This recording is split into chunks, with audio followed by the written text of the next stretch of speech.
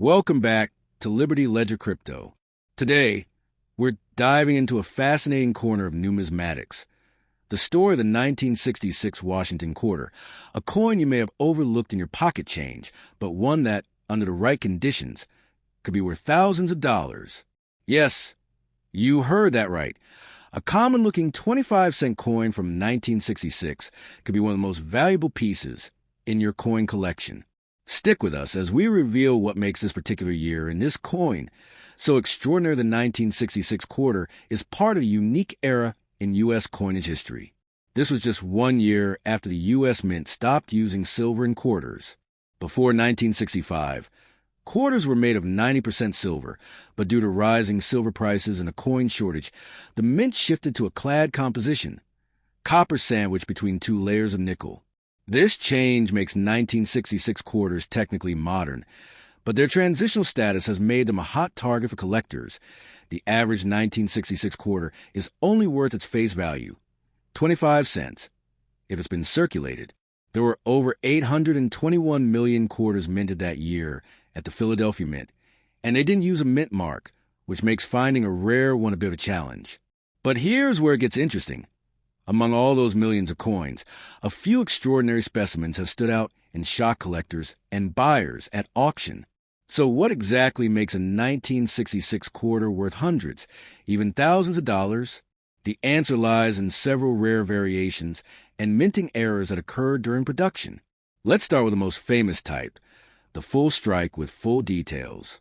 These coins have crisp, sharp images with well-defined features, especially around Washington's hair and the eagle on the reverse. When found in pristine condition, known as mint state or even better MS-67 or higher, these coins can fetch over $3,000 at auction. In fact, one 1966 Washington quarter, graded MS-68 by PCGS, professional coin grading service, sold for over $4,500. That's nearly 18,000 times its face value. Why? Because such a high grade is incredibly rare. Most 1966 quarters were mass-produced for circulation and show signs of wear. To find one with a perfect strike and flawless surface is like finding a needle in a haystack. But there's more. Some 1966 quarters are believed to have been accidentally struck on silver planchets, leftover blanks from 1964 or earlier. These coins look different. They have a unique silver tone and ring when dropped, unlike the dull sound of clad coins. A genuine 1966 quarter struck on a silver planchet can be worth over $8,000 depending on its condition and certification. These are among the holy grails for error coin collectors.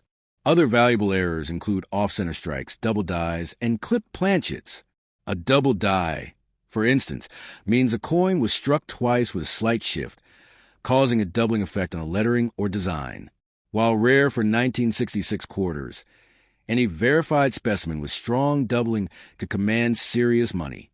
Off-center coins, depending on how dramatic the shift is, can also be valuable, especially if the date is fully visible. What about proof-like coins? While there were no official proof coins released in 1966 due to the Mint Special SMS or Special Mint Set program, some quarters from these sets exhibit deep mirrors and frosted designs, similar to proofs.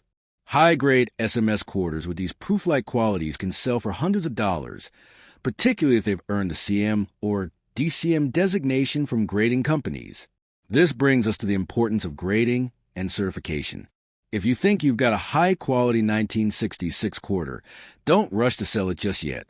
Instead, get it graded by a reputable service like PCGS or NGC.